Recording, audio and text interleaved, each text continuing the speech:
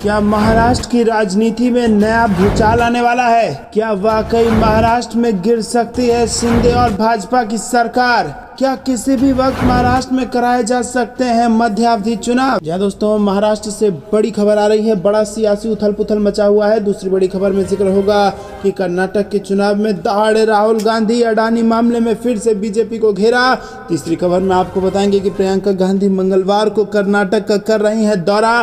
चौथी खबर में जिक्र होगा कि अखिलेश यादव के साथ सीएम नीतीश फूकेंगे लोकसभा चुनाव का बिगुल, कहा हमारा रिश्ता पुराना। और पांचवी खबर में जिक्र होगा कि पुलवामा पर जवाब दे प्रधानमंत्री। माकपा ने प्रधानमंत्री मोदी के केरल दौरे का किया जबरदस्त विरोध। जी दोस्तों, हर एक खबर की गहराई में आपको ले जाएंगे, लेकिन उससे पहले अगर आपको भी ऐसा लगता है कि 2024 में बदल रही है सरकार, तो वीडियो को लाइक करके कमेंट में लिखिए जय हिंद और चैनल को सब्सक्राइब करके बेल आइकन दबाइए। रोज की खबरों के लिए रुक करते हैं सबसे पहली और बड़ी खबर की तरफ, जहां पर आपको बता दें कि महाराष्ट्र में किसी भी वक्त गिर सकती है बीजेपी और शिंदे की सरकार। ऐसी खबरें आ रही हैं और इसी के साथ उद्धव ठाकरे चुनाव के लिए तैयार है, इसका ऐलान उन्होंने कर दिया है। किसी भी वक्त वहां पर चुनाव कराने की नौबत आ सकती है। जी हां दोस्तों, एकनाथ शिंदे समर्थक बागी विधायकों पर सुप्रीम कोर्ट के फैसले का इंतजार हो रहा है। जानकारी के मुताबिक महाराष्ट्र में मुख्यमंत्री एकनाथ शिंदे गुट के 16 विधायकों की वैधता पर सुप्रीम कोर्ट का फैसला हफ्ते भर में आने की उम्मीद है और इस फैसले के बाद महाराष्ट्र में राजनीतिक समीकरण बदल सकते हैं।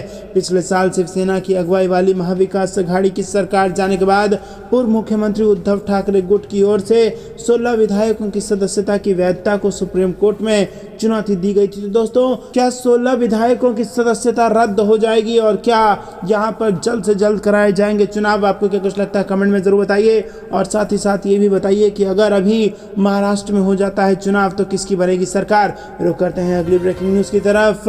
मुट्ठी भर लोगों के लिए लेकर आई थी ये जीएसटी। राहुल गांधी ने अडानी अंबानी को लेकर फिर से बीजेपी को घेरा। जी हाँ दोस्तों, कांग्रेस के वरिष्ठ नेता राहुल गांधी ने कर्नाटक के 2 दिवसीय दौरे पर वो हैं और यहाँ बेलगावी के रामदुर्ग में गन्ना किसानों को संबोधित करते हुए कहा कि केंद्र सरकार का पूरा ध्यान 1 या 2 उद्योगपतियों पर है, जबकि किसानों की अनदेखी की जा रही है। राहुल गांधी ने कहा कि अडानी और अंबानी पर हजारों करोड़ रुपए का कर्ज है, उन्हें बैंक से आसानी से लोन मिल जाता है और बड़ी आसानी से उनके लोन माफ भी कर दिए जाते हैं, लेकिन गरीब किसानों के साथ ऐसा नहीं होता। इसीलिए देश में समानता जरूरी है। अगर आप बड़े उद्योगपतियों के बैंक लोन माफ करते हैं तो किसानों का कर्ज भी माफ करना होगा। उन्होंने कहा कि अगर राज्य में कर्नाटक की सरकार बनती है तो किसानों को उनकी फसल के बढ़िया दाम मिलेंगे। महंगाई बढ़ रही है, गैस सिलेंडर, पेट्रोल की कीमतें बढ़ रही हैं, लेकिन इस महंगाई के दौर में आपकी जेब में कितना आता है, ये सवाल राहुल गांधी ने पूछा। राहुल गांधी ने कहा कि केंद्र सरकार मुट्ठी भर लोगों के हितों के लिए जीएसटी लेकर आई थी।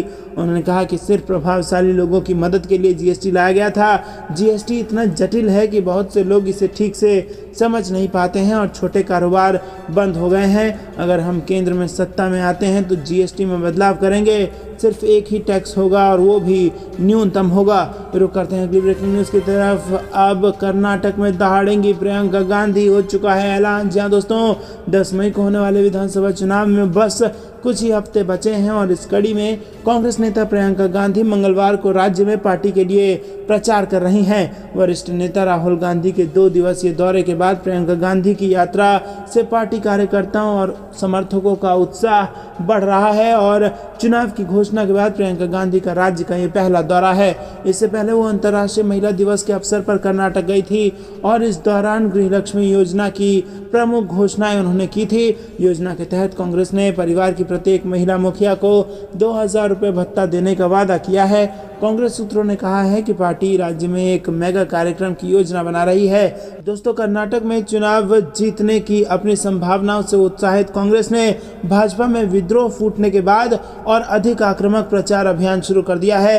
पार्टी उत्तर कर्नाटक क्षेत्र से अपने 2 प्रमुख नेताओं को लाने में कामयाब रही और बीजेपी पर लिंगायत नेताओं की उपेक्षा करने का भी आरोप लगाया। रुक करते हैं अगली ब्रेकिंग न्यूज की तरफ। अखिलेश यादव के साथ सीएम नीतीश फूकेंगे लोकसभा चुनाव का बिगुल, कहा हमारा रिश्ता पुराना। जी हाँ दोस्तों, विपक्षी एकता की एक और तस्वीर सामने आई है, जहां पर अब नीतीश कुमार के साथ अखिलेश यादव दिखे हैं। राजधानी लखनऊ में सपा प्रमुख अखिलेश यादव ने बिहार के मुख्यमंत्री नीतीश कुमार और बिहार के डिप्टी सीएम तेजस्वी यादव से मुलाकात करके प्रेस कॉन्फ्रेंस तंज की और इस दौरान सपा अध्यक्ष अखिलेश यादव ने कहा कि लखनऊ में नीतीश कुमार और तेजस्वी यादव का स्वागत करता हूं। और उन्होंने कहा कि जिस तरह लोकतंत्र पर खतरा है, महंगाई चरम पर है, बेरोजगारी चरम पर है, बीजेपी को हटाने के लिए हम आपके साथ हैं। इसी के साथ बिहार के सीएम नीतीश कुमार ने कहा कि हमने तय किया है कि ज़्यादा से ज़्यादा पार्टियों को एकजुट करें और बीजेपी से पूरे देश को मुक्ति मिले।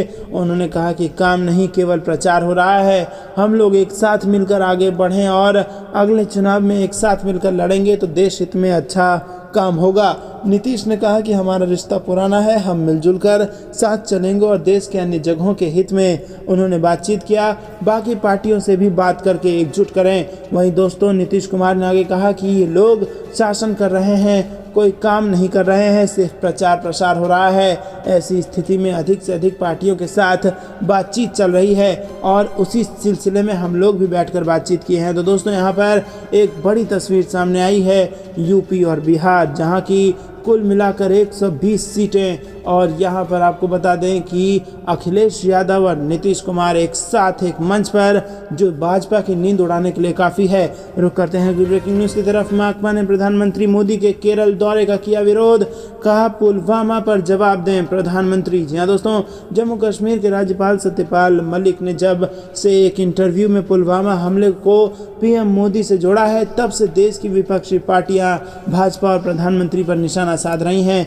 वहीं रविवार को सत्तारूढ़ माकपा की युवा शाखा democratic youth federation of India ने पीएम मोदी के केरल दौरे का विरोध कर दिया। भारतीय कम्युनिस्ट पार्टी के राज्य सचिव AV गोविंदन ने कोल्लम में पीएम मोदी के दौरे का विरोध करते हुए कहा कि भाजपा और नरेंद्र मोदी को पुलवामा हमले के पीछे की साजिश का जवाब देना चाहिए। पीएम पर निशाना साधते हुए उन्होंने कहा कि प्रधानमंत्री को पुलवामा हमले पर मलिक के चौंकाने वाले खुलासे का जवाब देना चाहिए, जिसमें 40 सैनिकों की जान चली गई थी। रुक करते हैं अगली ब्रेकिंग न्यूज़ की तरफ। चुनाव से पहले गहलोत खेल सकते हैं बड़ा दाव, ला सकते हैं गिग वर्कर्स वेलफेयर बिल। जी हाँ दोस्तों, राजस्थान में विधानसभा चुनाव से पहले अशोक गहलोत सरकार गिग वर्कर्स के लिए बिल लेकर आएगी। सीएम अशोक गहलोत ने पिछले दिनों अपने बजट भाषण में इस बिल पॉलिसी को लेकर बड़ी घोषणा की थी। सीएम गहलोत ने गिग वर्कर्स वेलफेयर बोर्ड की स्थापना के साथ साथ 200 करोड़ रुपए की राशि में gig workers welfare and development fund के गठन की घोषणा की थी और इसके बाद से इसको लेकर चर्चाएं शुरू हो गई थी।